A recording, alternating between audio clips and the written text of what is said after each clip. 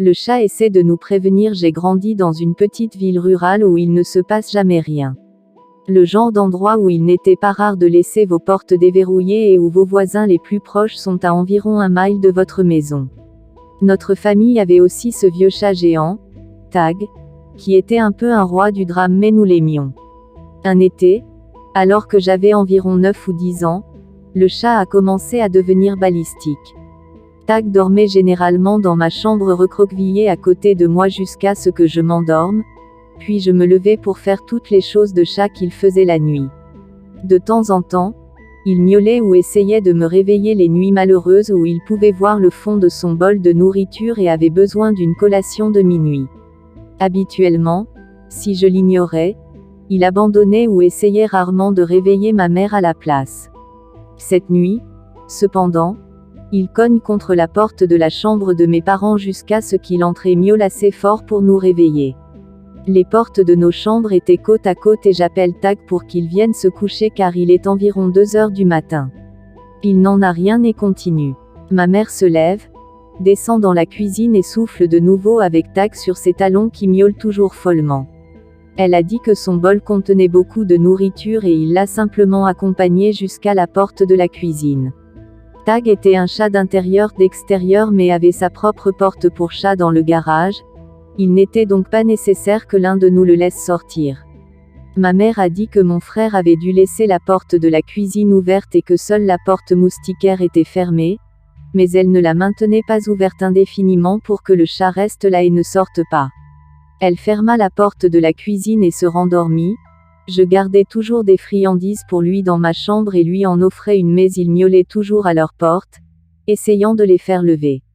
Je l'ai attrapé et l'ai amené dans ma chambre et j'ai fermé ma porte pour essayer de l'endormir. Je suis allongé dans mon lit en essayant de me rendormir et Tag miaule à ma porte en voulant sortir.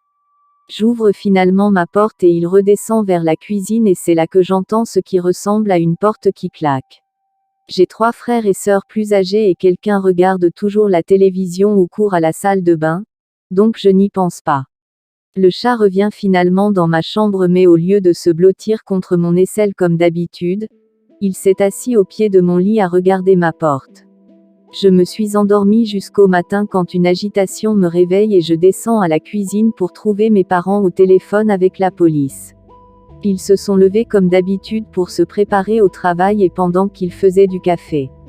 Ma mère est allée chercher ses bagues dans le petit plat à bijoux qu'elle avait près de l'évier, car elle les enlevait le soir pour rincer la vaisselle et remplir le lave-vaisselle, mais découvert que le plat était vide ce matin.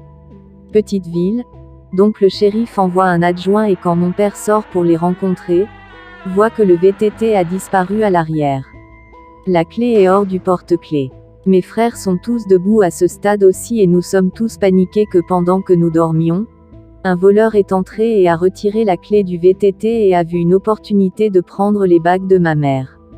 Il demandait si nous avions une idée quand c'est arrivé et mes parents ont dit non. Ma mère a demandé à mon frère cadet qui était étudiant de première année à l'université et à la maison pour l'été à quelle heure il s'était levé du canapé la nuit dernière et s'il avait entendu quelque chose.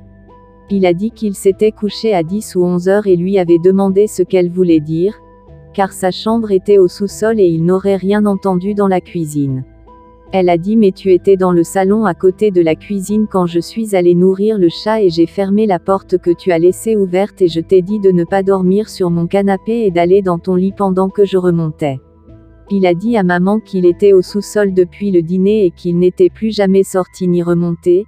Il a regardé un film dans le salon du sous-sol avant d'aller se coucher dans sa propre chambre. Elle devient blanche et se rend compte que le chat a dû essayer de nous avertir que quelqu'un est entré dans la maison et que le voleur a plongé sur le canapé et s'est couvert pour se cacher lorsqu'elle est venue à la cuisine et est sortie après être retournée se coucher.